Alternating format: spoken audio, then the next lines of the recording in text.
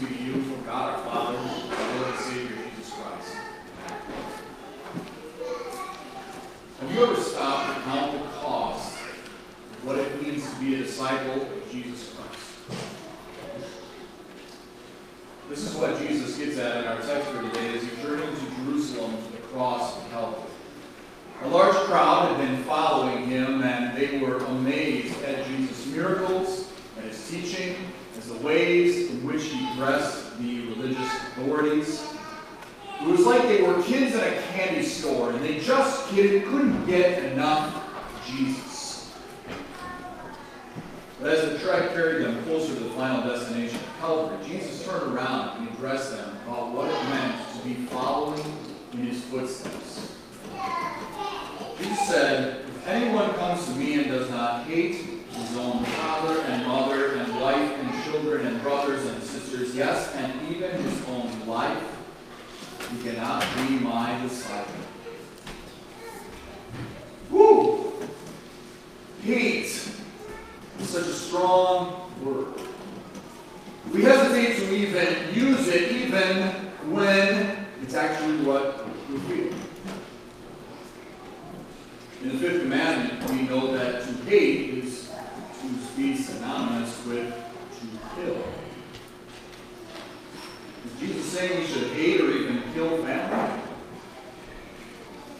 Not quite, but at the same time, he's making quite the demand of his followers here. Family does not come before him. Self does not come before him. Nothing comes before him. Nothing. A couple chapters later in the book of Luke, it stretches us as well. No servant can serve two masters, for either he will hate the one and love the other, or he will be devoted to the one and despise the other. You cannot serve God and money. You see, there's no division of allegiances here when you follow Jesus. You shall have no other gods, is what the first commandment says. You shall fear, love, and trust in God above all things. God comes before family, God comes before self, God comes before money, God comes before everything.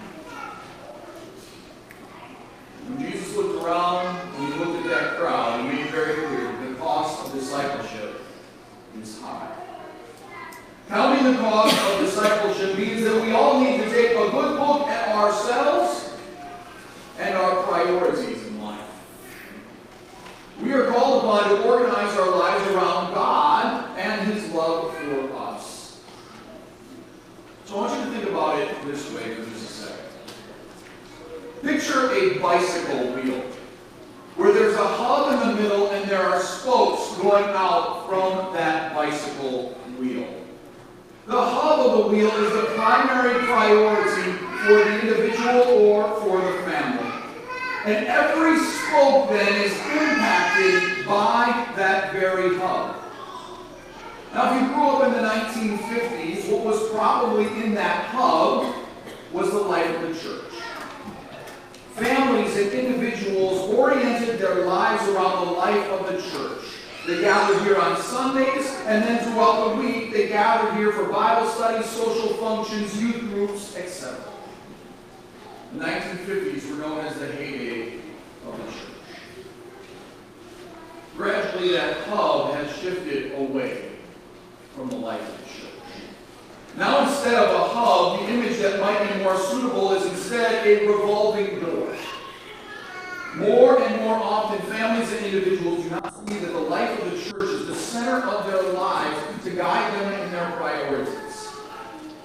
Now it's often whatever the current priority of the family or the individual might be. It might be making money at whatever the cost, so then jobs are there in that priority. Or it might be family and friends where social gatherings are instead the priority. Or it might be sports and extracurriculars. It could be sleep. It could be the next thing for the garage or for the cabin or whatever it might be. But more often than not, it isn't the life of the church anymore. And it seems all throughout the U.S. as regular worship is sadly being redefined that instead of coming weekly, now it might be monthly, or even less frequent. No longer is the Sabbath day seen as holy. Now it is becoming prevalent in families and individuals is to make it so that church is optional, and only if it fits into a busy, hectic schedule. Instead of it being the top priority that redirects all other activities in life. It's no longer the hub. Now it's just part of the revolving door. And it goes beyond church attendance. Churches are seeing giving decrease year after year. Here at Zion, it's unfortunate, but we have carried a six-figure deficit for nearly my entire 12 years. Ministry efforts have been minimized and shaved down to the point that no longer do we take time to dream about what we could do here in our growing community. Instead, we become comfortable with deficit and debt. Perhaps that's because we look at our nation, we look at our state, and see how finances are handled there. Maybe it's because we argue that if we don't have debt, no one will see a need to give. But no matter the argument, it doesn't seem to be the wise way to handle our resources. So it begs the question, what if we challenged ourselves to give of ourselves more? Maybe even just 1 or 2%. What impact that have on our ministry here at Zion? We've also seen a constant decline in volunteerism. We have some people in our congregation that are flat out burnt out. They have served on numerous boards for numerous years. They're tired, and yet when they see the opportunity, they jump at the opportunity to serve. But more help is needed. It's a large parish. 900 members plus, believe it or not. It's a large school. 130 kids. And it takes a lot to keep it going. But how much more can we accomplish for the sake of the kingdom if everybody pitched in? Growing up, whenever I would be so bold as to ask my parents, why do I have to do this chore? Maybe you were that bold as a kid too. My parents would graciously respond, because we are a family. And that's what families do. They pitch in and they help out. Here in Zion, we may not be blood relatives. Some of us are. But in the blood of Jesus, we are all indeed a family. Now's the time to ask ourselves, what are our priorities in life? What's our priority for this congregation? Are we centering our lives around the life of Christ in His church and furthering His kingdom and sharing hope and teaching Christ? Or are we living lives for ourselves and our own priorities? As I wrote in the recent article in the newsletter, what would it be like if we were deficit and debt-free?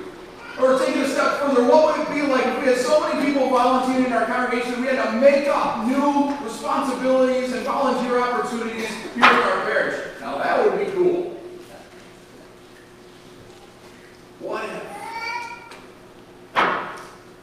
What ifs are fun because they bring about a creative dreaming in us. To think of all that this congregation could do in a growing community is exciting.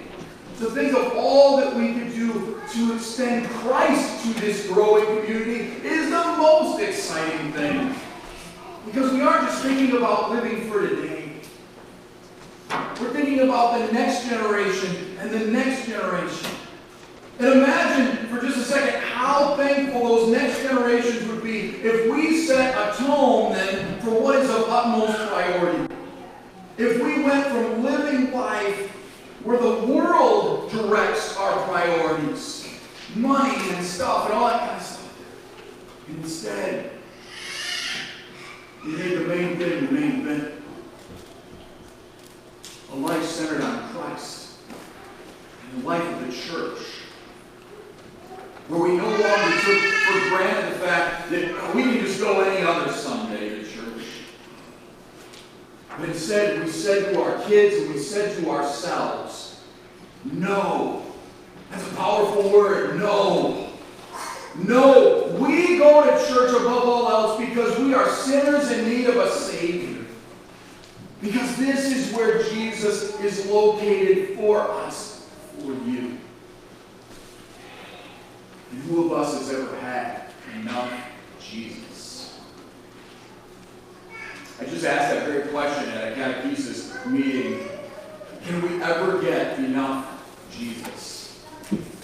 I asked it in conjunction to laying out the priorities for families as they go through our catechesis ministry, attending worship and Bible class and Sunday school and youth groups, etc.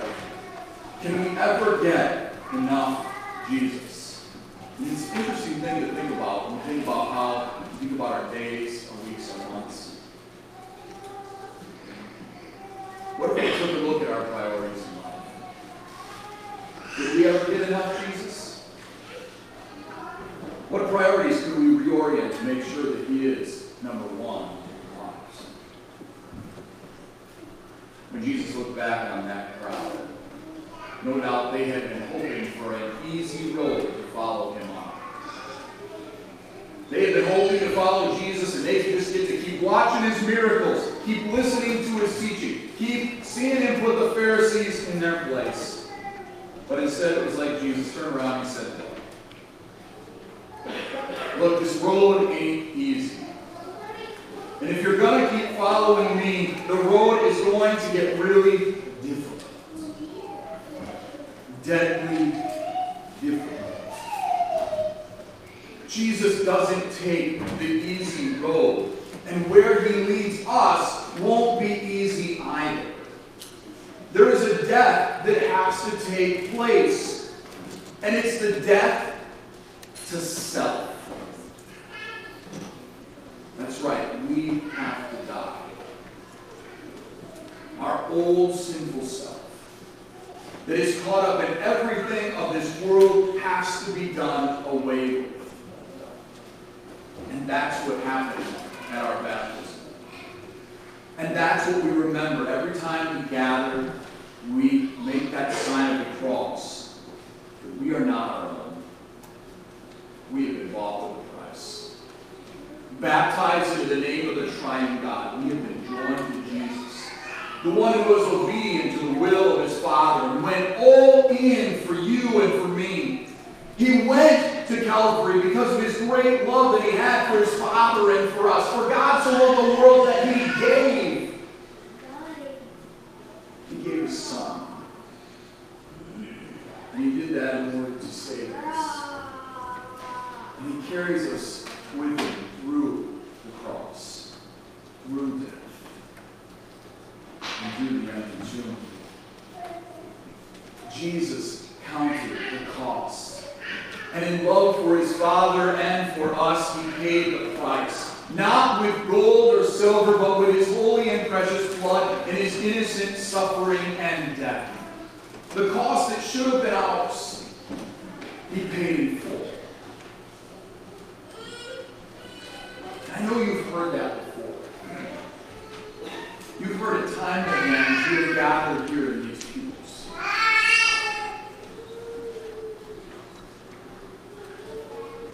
But in all of it, this is where hope is located. In the pain of the shed blood of Jesus. And as today is Rally Sunday, we kick off another year of Sunday school. I want you to think about those kids for a moment. I want you to think about those kids as they come up today and they receive those little lambs and those children's Bibles. And think about those kids hearing that good news of Jesus for the very first time. Think about when you heard the gospel for the very first time. Think about the future generations who will hear of Jesus. Think about how exciting it is to know that God has placed you here and called you and I to have an eternal impact in the lives of future generations.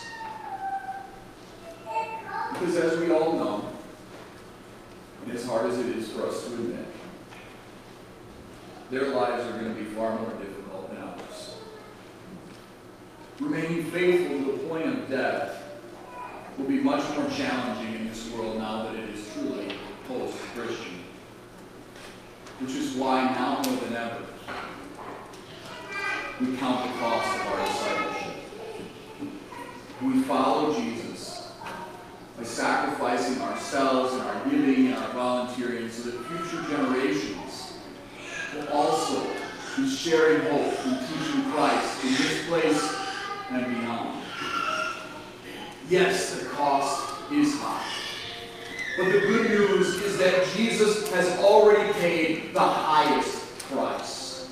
Jesus' priority was and always was to pay that price for you and for me. And when he breathed his last breath, he breathed a breath of fresh air back into our lives. He brought us back from death and into life. We are free now. Free from a life of keeping up with the Joneses. We don't have to do that. Our lives aren't defined by what we have. Our lives aren't defined by trying to make a name for ourselves. We're free from a life of sin, and we're free from death. No longer do those things have a hold on us and grip us down into the eternity of hell. No, we have eternal life to look forward to. And now our eyes are fixed on the author and perfecter of our faith, and we are now set to follow Jesus, who died our death, and we are guaranteed that we shall dwell in the house of the Lord forever. Now we are free. We are free to dedicate our lives in love and service to Him who loves us, to love the Lord our God with all our heart, soul, and mind, and our neighbors as ourselves. We are free because He is alive and well within us. In a matter of moments, you're going to have the body and blood given to you of Jesus Christ. He is alive and well within you. So baptized into His death and resurrection, you rejoice in all the opportunities that He gives us to serve our congregation and our community, here in the present and all the years to come. Thanks be to God. Amen. And the peace of God which surpasses all human understanding, guard your hearts and minds in Christ Jesus our